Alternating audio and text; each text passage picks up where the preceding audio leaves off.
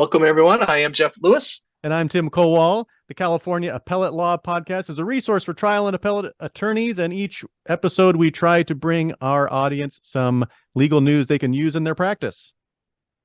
And a quick announcement, our podcast is sponsored by CaseText. CaseText is a legal research tool that harnesses AI and a lightning-fast interface to help lawyers find case authority fast. I've been a subscriber of CaseText since 2019, and I highly endorse their service. Listeners of the podcast will receive a 25% lifetime discount available to them if they sign up at casetext.com/CALP. That's casetext.com/CALP. And that is all that you and I can say about CaseText's amazing current and future products.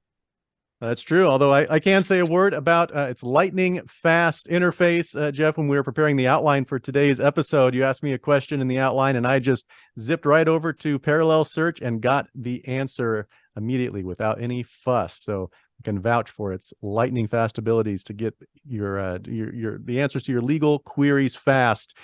Well, Right. Jeff, today we thought we'd talk about this was a request from a listener that we offer our top 10 appellate tips for trial attorneys. That is what I think, according to this listener, a lot of our trial attorney listeners are looking for, or ways that they can avoid missteps, so that when the appellate attorney finally gets their fingers on the file, they don't look at it and say, the trial attorney should have done X or Y or Z. And so today we're going to cover X, Y, or Z, the common things that trial attorneys sometimes miss when they are still in the trial court. So I thought first, by way of prologue, I should talk about what are we appellate attorneys looking for when that case finally comes to us. What are we looking for, Jeff? Questions of law, low-hanging fruit. Well, that's right. Yeah, we're looking at standards of review, legal errors that the judge made. Which brings us to the first point. We're trying to look for something that went wrong. Obviously, if we're the representing the appellant, we're looking for what went wrong. Actually, the first question, Jeff, is should our client have won? Right? If our client, if the court got the right outcome, then we've got nothing to do. The ethical attorney should say, yeah, that you got the right result here, so we're going to take a pass on it. But if our client should have won, then we want to answer, why didn't our client win? It was someone's fault. If it was a trial attorney's fault, that's bad news. But we want to find the trial judge has done something wrong. And then the next thing we want to find is that there is some evidence in the record of the trial judge doing something wrong, which brings us to the point we need to have a good record, because if the record doesn't show where the trial judge went wrong, then that brings us right back to the bad news, which is that's the trial attorney's fault for not making a good record of it being the trial judge's fault. Right. Not only the error, but also possible prejudice from the error. Both have to be demonstrated in the record. That's right. Yeah, the two steps to winning an appeal: show error and show that the error prejudiced the client. So we're going to go through my top 10 tips. Okay. For an appellate attorney, from an appellate attorney to a trial attorney. But really, in a sense, all of these top 10 tips are just footnotes to one tip, which is make a good record. So that's why I'm going to start my top 10 list with a cheat of the first rule is rule 0, which is make the record. And I took a poll on this, Jeff. I went to LinkedIn some weeks back, and I asked other appellate LinkedIn attorneys, what are your top 10 tips? And most of them came back with some variation of making a good record. We talked in episode 40 about sidebars, if there are critical colloquies happening between the trial attorneys and the judge that are sotto voce sidebars. Make sure that you drag that court reporter over within earshot of that colloquy so that it can be reported. Right. We talked about that with Jimmy Azadian in episode 40 of the podcast. Another one of the respondents to my poll on LinkedIn, Jeff, gave this nice little roadmap to making the record. So he said, generally speaking, A, put the objection or motion in writing if possible. That's the easiest way to get it in the record, is to file it. B, support that objection or motion with some facts and with some law, and get a ruling on it. You can't just let the judge pocket veto it and say, I'm gonna rule on this later, or I'll consider it. At some point, you got to get that judge to put the ruling on the record. And that's sometimes not a comfortable task, but you've got to do it. Yeah. And finally, do all this at a time when it can make a difference. So there is such a thing as doing it too early. We'll talk about motions in limine when sometimes the judge feels it's too early. And there's doing it too late when the time for the objection is already passed. The moment is, you have to strike while the iron's hot, so to speak. Do it at a time it can make a difference. Yeah, I pardon me for going out of order, but I saw, you did a wonderful MCLE presentation recently, and there was a PowerPoint where you said the way you and I as appellate lawyers feel about the record is how trial lawyers feel about depositions and leaving no stone unturned. And if trial lawyers could view the appellate record a little bit like a deposition and the need to get everything out there, our lives would be a lot easier. Yeah, that's right. I'm sorry I can't give credit to who came up with that quip, but that was one of the other respondents of my poll on LinkedIn. They said that appellate attorneys look at making the record the same way as a trial attorney looks at a deposition. You need clean impeachment. The appellate attorney needs clean impeachment just as much as the trial attorney does. Yeah. All right, so let's go to tip number 1. My tip number 1, Jeff, is make sure your theories of the case are captured in your pleadings. I say that you'll go to trial with one key theory of the case, but you want to preserve as many as you can. You don't want to confuse the trier of fact at the trial, but on appeal, you want to find as many arrows in that quiver as possible. So ask yourself, have the theories of the case changed since the pleading stage? And if there are new theories, are all the parties aware of what those theories are now? Right. And couple methods of maybe getting any newly developed theories into the record is amend the pleadings, or try to cover all your theories in a pre-trial brief if it's a bench trial, or perhaps even in motions in limine. Yeah, and serving supplemental discovery responses if need be to address any evolving theories. And let me say, trial lawyers do a pretty good job of doing good trial briefs when there's a bench trial, and sometimes not as a good job on the trial brief when there's a jury trial. And I have to say, trial brief is a great way to give a judge a heads up on issues of law regarding jury instructions or questions of law for the court or bifurcation issues. And so don't underestimate the value of a good trial brief, and also having pocket briefs ready to go as issues evolve during trial. Yeah, Jeff, I mentioned that a trial brief might be a good tool for discussing what may have been a newly developed theory of the case. But does that? I had noted that's only the case if it's a bench trial. Can a trial brief preserve newly developed theories if it is a jury trial? The jury is not going to see that trial brief, obviously. No. I was just speaking to the broader point of using a trial brief in a jury trial on thorny questions of law that may not require amendment of the pleadings, but that the judge is going to need to hear frequently and often before he actually rules on your issue. Yeah, and obviously, and if it is a jury trial, put that new theory front and center in your opening statement. Yeah. Okay, tip number 2, was key evidence excluded at trial? If your key evidence has been excluded by the trial judge, preserve that issue by making a proffer.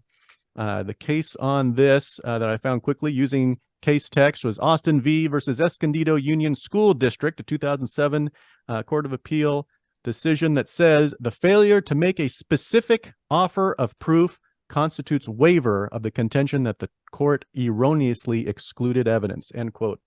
So remember, to succeed on appeal, you have to show 2 things, Jeff, as you mentioned, error and prejudice. And the proffer goes to that step 2 in establishing prejudice. You have to make the record about how juicy and dispositive that evidence was that the trial court kept out of the eyes of the jury. If you don't make a proffer, that's basically a concession that you didn't really care about that evidence, and which is in turn a concession that it is not prejudicial to have kept it out. Yeah, and I wonder how much of a proffer has to be made to preserve an issue for appeals. Is it enough just to give a verbal description? If this witness were called, he would testify as to yada yada, or is it always a better practice to have a pocket brief on the issue summarizing in more detail what a witness might say.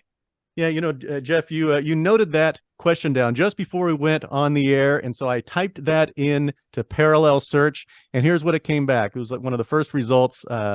It took me all about 10 seconds to do it. Here's the result. In order to preserve an evidentiary objection on appeal, a party must make a timely objection in the trial court, so stated as to make clear the specific ground of the objection or motion. That's evidence code 353. And then it goes on to say the purpose of this rule is to give the trial court a concrete legal proposition to pass on, to give the opponent an opportunity to cure the defect, and to prevent abuse. And it has complete with legal citations there, People versus Partita. And Jeff, I think that means that the proffer has to be made contemporaneously, and that maybe a later filing of a proffer, maybe that can help if the judge had disallowed you from making a contemporaneous proffer, but I don't think it's a substitute for a contemporaneous proffer. What do you think? Yeah, obviously you want to make a verbal record, and I guess the question is, could you get the judge to leave the door open an inch, a crack, by saying, Your Honor, could I submit a bench brief on this issue describing the specific testimony? And if the judge closes the door on you there, I hardly think a court of appeal would find a waiver occurred. Yeah, I was at an appellate conference years ago, and I remember someone, one of the panelists, mentioning that if you ask the judge to allow you to make a proffer and the judge refuses to allow you to make a proffer, that is per se reversible error. Really? I've researched to find legal authority for that, and I haven't found it. But I think that's I'd buy it. I'd buy it as per se reversible, because it's a structural error that prevented you from establishing prong two, that the error resulted in prejudice. And if the court prevents you from establishing prejudice, I think the Court of Appeal has got to assume that you would have been able to establish prejudice had you been given the opportunity. Yeah, I'd be interested to see what the case law says on that. Certainly, the slope of the prejudicial hill is much less steep in that circumstance. Yeah.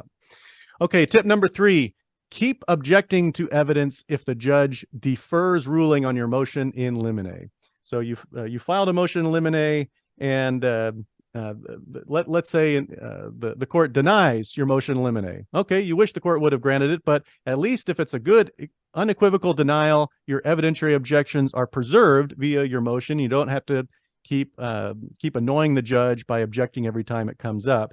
Although make sure that your motion in limine complies with evidence code 353, which requires that it state a specific legal ground for the exclusion, that you direct that motion to particular identifiable evidence. You can't just say, exclude all evidence that's harmful to my case. Yeah, let me ask you this, Tim. How many times have you been involved in a trial where the other side makes a motion in limine to exclude all evidence of settlement offers? Yeah, that happens. Rather than the January 7th offer by Tim's client to make me whole, or the January 5th offer. Yeah, I see this violated time and time again in motions in limine. Yeah, well, I think in some cases, in some cases, I think you do need to identify the specific, January 7th email. In other cases, all settlement communications, depends on how amorphous that description is, or how many, if settlement communications were pervasive in the record, you may need to give the judge a little bit more delineation of what you're talking about. But yeah, that can be a problem there in complying with 353, making a motion limine that specifically delineates identifies the evidence you want to exclude. Because if you haven't done that, then you need to keep objecting every time that evidence comes up.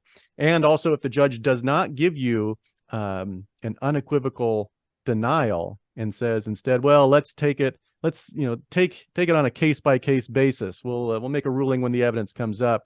You have to keep annoying the judge with your objections every time.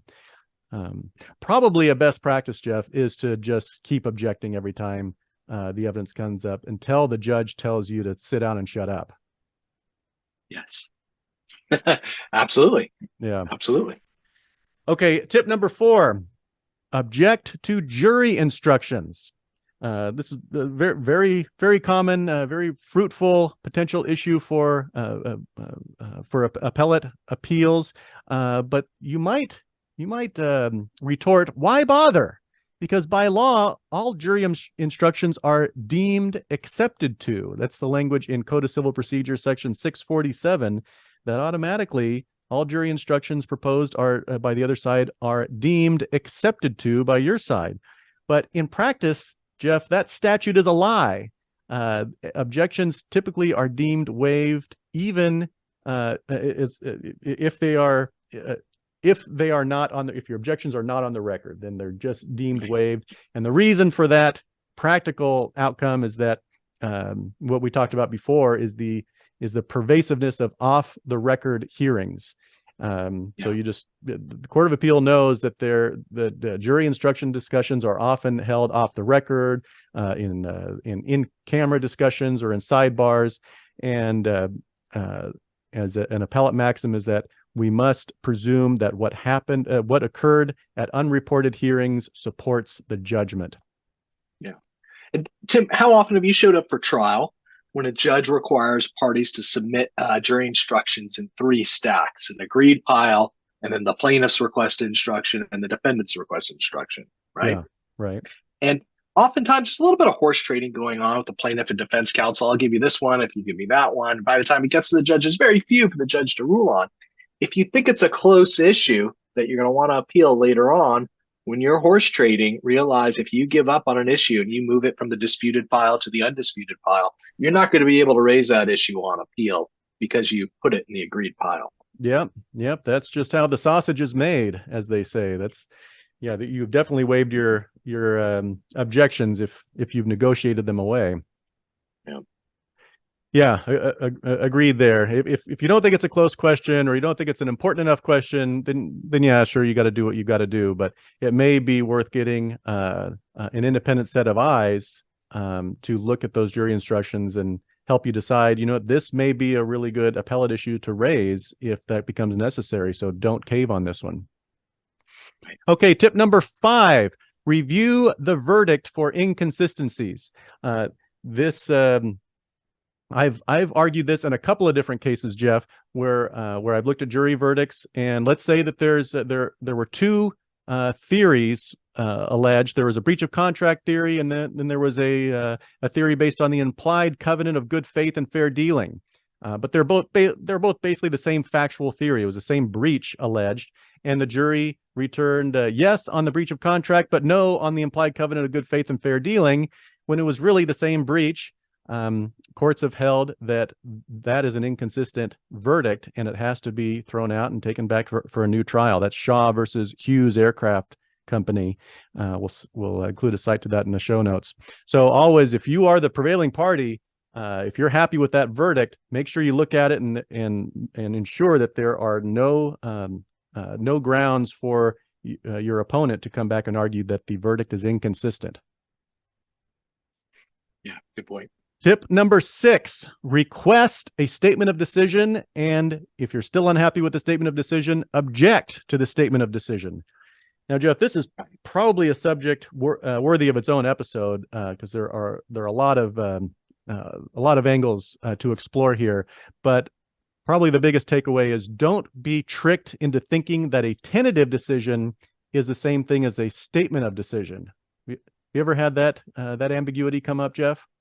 I have an appeal right now. It's a family law appeal where not only were the parties tricked into that, but the judge was tricked into that, meaning the judge thought his tentative decision was sufficient. He was asked by the losing party to issue a statement of decision. He said, I don't need to do it. Here's my tentative. We're having a chat about that in the Court of Appeal right now. Oh, yeah.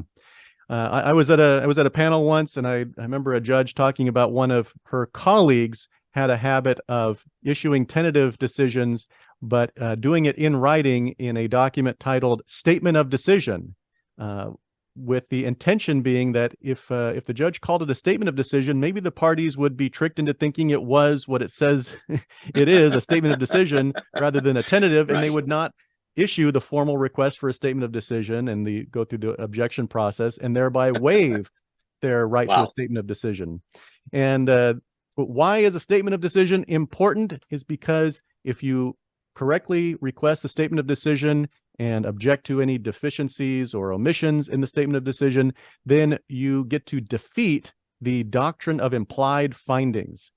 And that's a very powerful doctrine for any respondent on appeal, because you can point to the trial judge's decision and say, look, if there are any findings that we're missing, then the Court of Appeal has to infer that they were there anyway. They were just that they were implied by the trial court.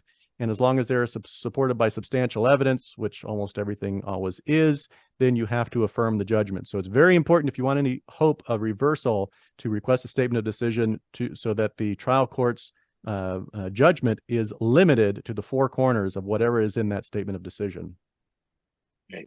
Right. And here's an interesting take on this issue. Suppose you have either a bifurcated trial or a family law case with issues where there's reserved jurisdiction, and the trial judge announces his ruling on some of the issues and says, but you know what, on the balance of these issues, we'll rule on that later. Does that announcing of that decision on some but not all of the issues to be resolved, does that trigger the timeline or deadline to request a statement of decision? Yeah, I had not seen that come up, Jeff. My hunch would have been to go ahead and just assume that that's a statement, a tentative, and go ahead and treat that as starting the 10-day deadline to request a formal statement of decision. Well, let me give you two answers. One, no trial lawyer ever lost an appeal from requesting a statement of decision too often or too many times. Right. But the actual rule is that the time to request a statement of decision only begins to run once all issues are announced and ruled on. So if there's some sort of statement that there's issues to be reserved in the future, you don't need to request a statement of decision. That case is Wallace v. PHL Associates, Inc. from 2013. We'll put that in the show notes. Okay, that's good to know. Okay, so let's just deem that the tentative is to be continued. Yeah, and I guess I'm not sure, we might have glossed over this, that if you want to request a statement of decision, if the trial is less than 8 hours, you got to do it before you submit on the evidence. And if it's more than 8 hours, then you got to request it within 10 days of the tentative. Correct. Yeah. And let me offer my favorite Orange County Superior Court story on this subject. I had a case that I thought went really poorly for me. It was a bench decision. We were the defendant. I thought it went really badly. And as we walked out as a one-day trial, I said, "Oh, Your Honor, we're going to request a statement of decision." And the judge said, "Mr. Lewis," this is a judge no longer on the bench, "Mr. Lewis, you're a fool." Said that in front of my client. Had led to a very awkward discussion in the hallway with my client about why I did that. We won, but I always think about that when I'm standing up and requesting a statement of decision. Am I making the right move? That judge's voice has left an imprint on my brain. Well, and if you're the losing party, if you're the aggrieved party, I'd say always make a request for statement of decision. If you're the prevailing party, then quite possibly you do not want to request a statement of decision. Can you think of cases where you would want to request it, even if you're the prevailing party? No, but the question is, how do you know? I mean, I left that trial that day thinking I had lost. That's right. You know, and it was only when I received the tentative later on that I realized I'd won. Yeah, was that a trial under a day long? Yes, it was a short cause, very short one-day trial. Yeah, so you don't know. I guess by the judge calling you a fool, was he trying to hint that you should withdraw your request? I think so. I think he was saying, "You've won, Mr. Lewis. You're making more work for yourself." But I guess I'm bad at reading tea leaves.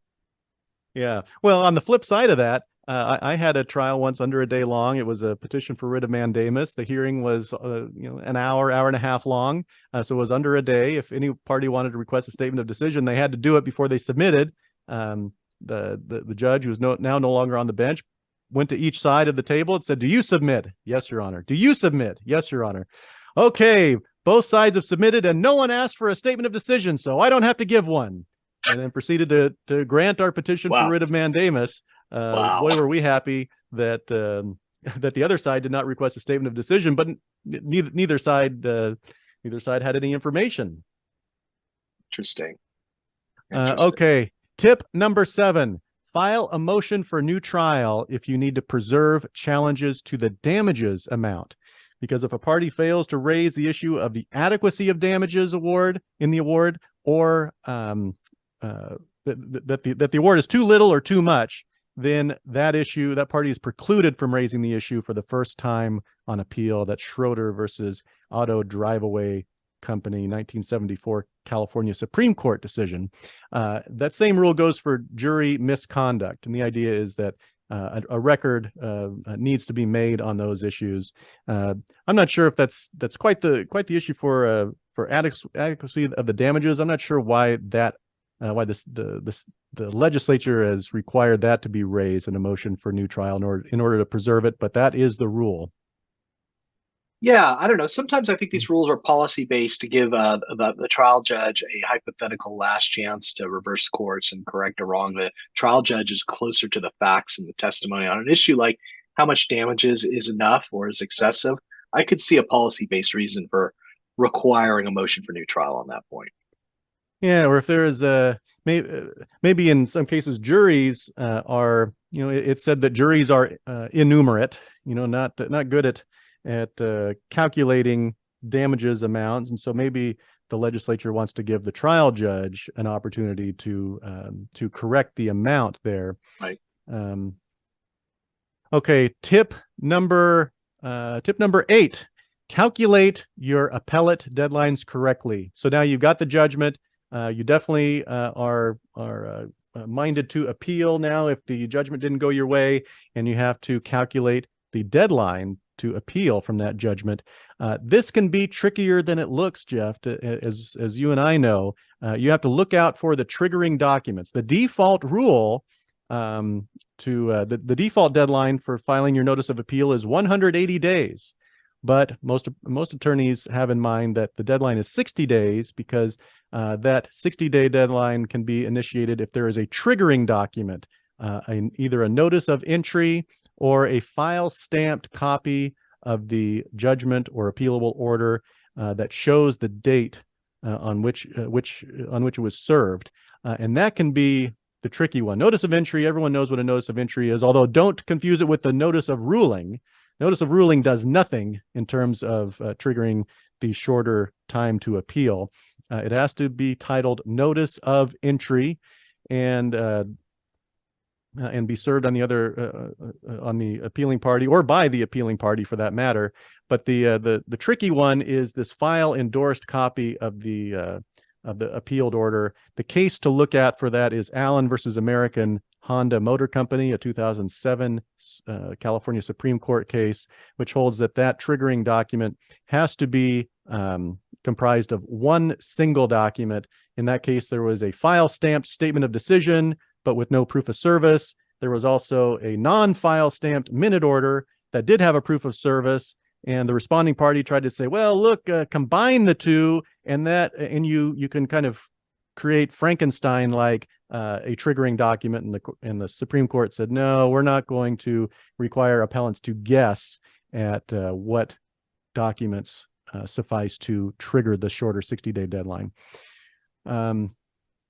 Tip number 9, avoid common appellate briefing mistakes. So if you're going to go it alone and handle the briefing in your own appeal, here are some tips that I've assembled, Jeff, and you may want to add some of your own favorites. Failing to include the entire record. This is a big one, and this is why it's important at the very early stage of the appeal when you are designating the record. Within 10 days of that notice of appeal, you have to file the notice designating the record on appeal. Make sure you designate everything you need for that appeal. Yeah, this is why I like doing an appendix rather than a clerk's transcript, because sometimes at the moment of filing a notice of appeal or 10 days thereafter, you're not really sure what the record needs. So an appendix buys you a lot of time to think. Yeah, I agree. There's two basic forms of sending up the written record to the Court of Appeal. It's either a clerk's transcript or an appellant's appendix. The nice thing about the clerk's transcript is you don't have to do anything to assemble it, but you do have to identify all of the documents from the docket that the clerk needs to assemble and include in the clerk's transcript. And as you say, at that early stage, especially if this is after a long case, long trial, and especially if you're bringing in an appellate attorney who doesn't have a sense of all the issues yet, you want to have an opportunity to roll up your sleeves and go through the record yourself before before limiting yourself to certain documents and excluding others, unless you're just going to include the entire docket. That can get expensive, and it can make the Court of Appeal mad if you are identifying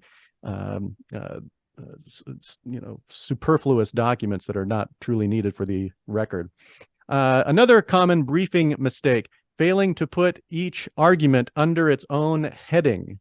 This seems like a librarian-esque type of objection to make, but that is part of the rules of court, and we from time to time see Court of Appeal opinions that deem arguments forfeited because they are not made under their own unique headings in the briefs. Courts don't like to see arguments going pages and pages and pages without any differentiation. Yeah, for the judges or justices who have to read these briefs, and also for your opponent's sake, knowing what is the real argument and what is just blathering on. When I've dealt with impropers, sometimes I'll get page after page after page of argument with no real heading, and you don't really know how to organize your opposition. It's an important rule. It is. Another important rule, especially if you're the appellant, is to cite to every fact statement. Include record citations to all your fact statements, especially if you are challenging any of the findings of fact. Yeah. I once had a brief stricken. This was in the 4-2, the 4th Appellate District, Division 2, where my introduction contained a few pithy factual statements. There were no citations to the record in the introduction, and it was stricken. I found that very unusual for a motion to be filed and for the court to grant it. I had to refile. Is that right? I once attended an appellate section meeting in Orange County here, where Justice Bedsworth was speaking, and someone asked him that question in the introduction: are citations to the factual record required?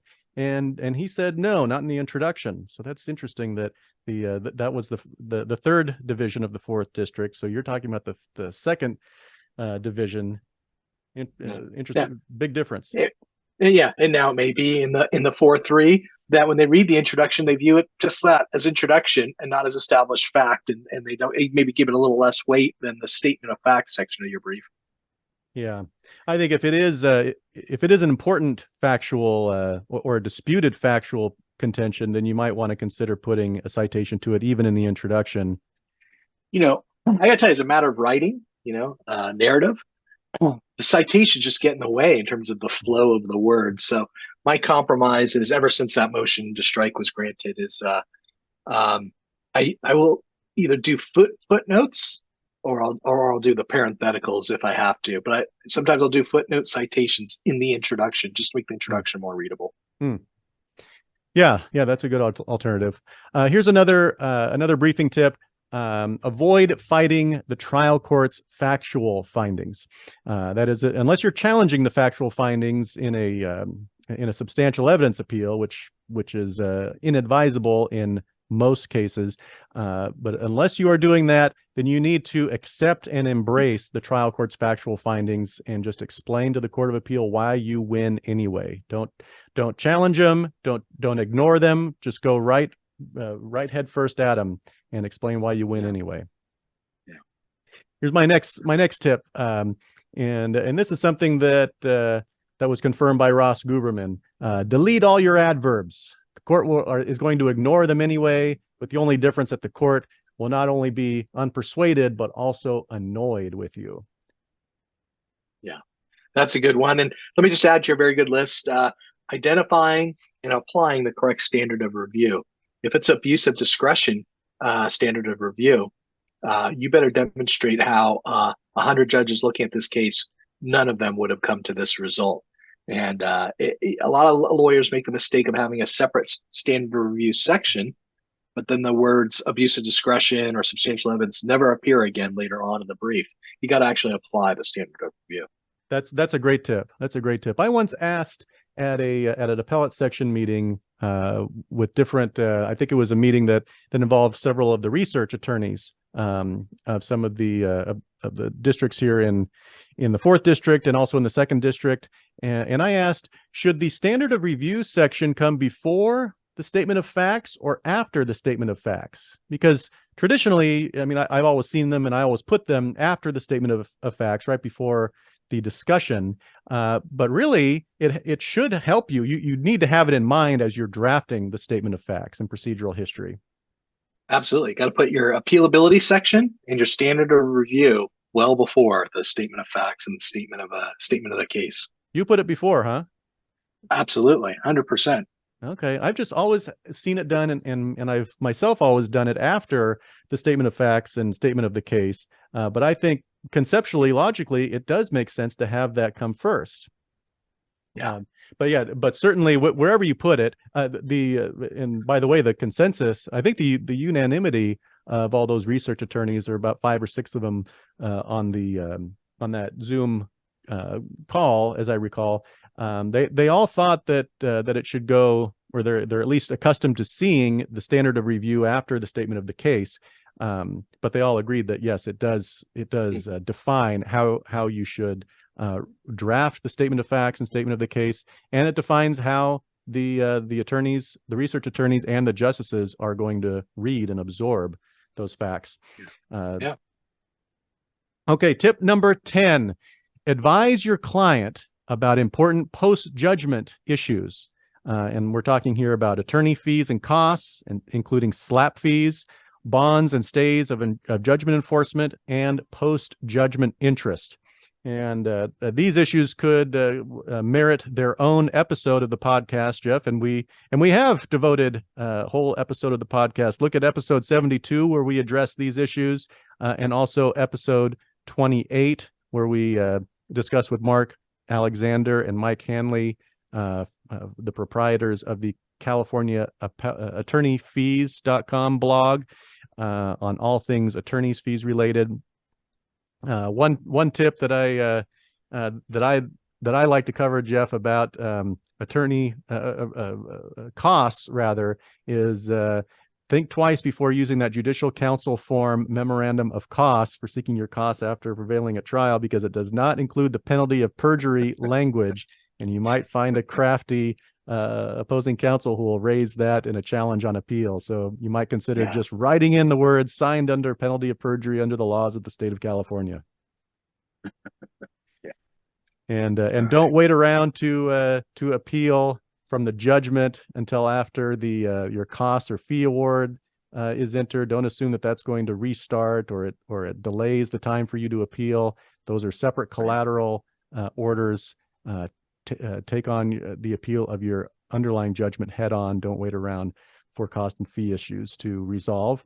And bonds and stays of judgment enforcement, make sure you are talking with your client that even if you have a righteous appeal and you're going to get that thing reversed, it's still going to take 2 years, during which time, if there's a money judgment against your client, very likely they're going to be facing judgment enforcement activities. And so consider with them the options of getting a discretionary stay under Section 918, but it's only a temporary stay. Also talk with them about the possibility of posting a surety bond. It has to be 150% of the amount of the judgment, and in most cases, they're required to be fully collateralized, unless you can get a letter of credit from a bank. Take a look at episode 72 on that, on those and other ways of getting a stay of judgment enforcement. And most attorneys know this, but it's always important to remind your client early and often that post-judgment interest is accruing on your money judgment against your client at the rate of 10% per year. So after a typical 2-year period of between filing the appeal and remitter of that appeal, you're looking at 20% of that judgment amount is going to be increased by 20%. That's 1/5 the amount of the judgment. So that's a bitter pill to swallow. So if you have to be you have to know statistically only 20 to 25% of appeals result in a victory. So the likely result is going to be the status quo, except 20% is going to be added to that judgment. Yep. Great tips. Okay. All right. And then here's a bonus tip. Get a court reporter. Never forget to get a court reporter. Oftentimes, Jeff, when I when I tell attorneys this tip, if it's a probate attorney, probate litigator, or family law litigator, they scoff at me and say, "Oh, those are already provided for me. The court already provides those." Not any longer, at least not in Los Angeles. Over the past 5 years at Los Angeles Superior Court, the court reporter workforce has dropped almost a quarter, 25%.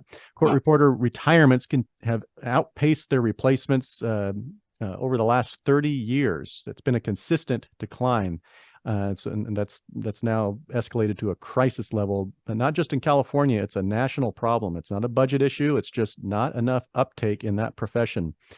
And as of November of 2022, Los Angeles County Superior Court no longer provides reporters in probate or family law departments. So we're all in the same boat. We all have to make sure to remember to order a court reporter, and hopefully there's going to be one available. Yeah, I recently had somebody approach me about an appeal and a restraining order case, domestic violence restraining order, where a 6-figure fee award was given. That's pretty big for a domestic violence restraining order case. Wow, no Usually kidding. one hearing.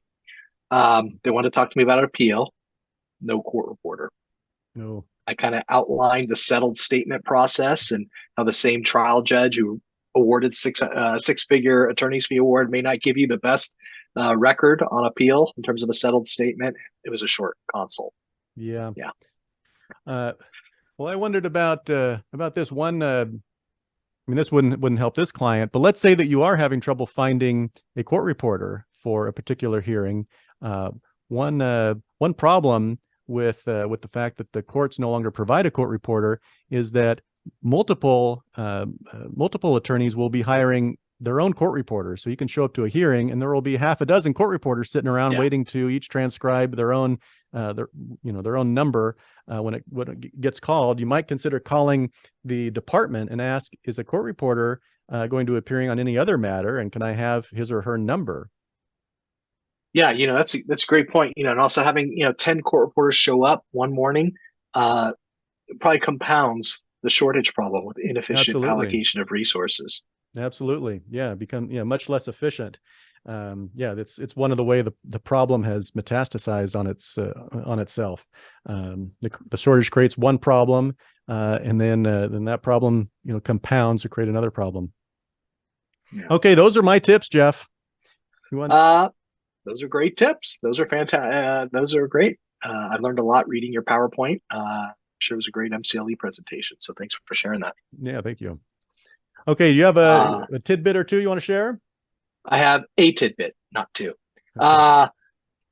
A California Assemblyman, Phil Ting, I don't know what part of California he's from, has introduced Assembly Bill 881, which would be a pilot program to give some jurors not the normal $15 a day, but $100 a day for certain low-income or unemployed jurors as an incentive for them to show up to jury duty. Yeah, it's kind of interesting. We'll see what happens with that bill. That might impact the ability of courts to actually get jurors to show up for jury duty. And that's only for low-income jurors, so they have to file some sort of affidavit of indigency? I assume it's similar to a court a fee waiver application. Yeah. Well, that's just a bill, not a law. Nobody signed it yet. Is that going to affect the self-selection among our jury pools? Yeah, you could totally see the characteristics of a jury pool change if this were the case. If they could get $100 a day. Yeah, I'll be interested to see if there's any commentary on this bill as this discussion continues. Yeah, I'd be very curious to see, what the various trial lawyer groups come up with in terms of who gets behind this and who doesn't. Yeah, that's right. I mean, interesting. Okay, one to watch. Yeah. All right. I think that wraps up this episode. Again, we want to thank Casetext for sponsoring our podcast. Each week, we include links to the cases we discuss using Casetext, and listeners of the podcast can find a 25% discount available to them if they sign up at casetext.com/kelp. That's casetext.com/CALP. All right, and this the idea for this episode was inspired by one of our listeners. So please, if you have your own idea for a tip for an episode or a guest who should appear on our episode, please send us an email at info@calpodcast.com or send it directly to either Jeff or me if you have our email addresses. In our upcoming episodes, look for more tips on how to lay the groundwork for an appeal when preparing for trial. See you next time.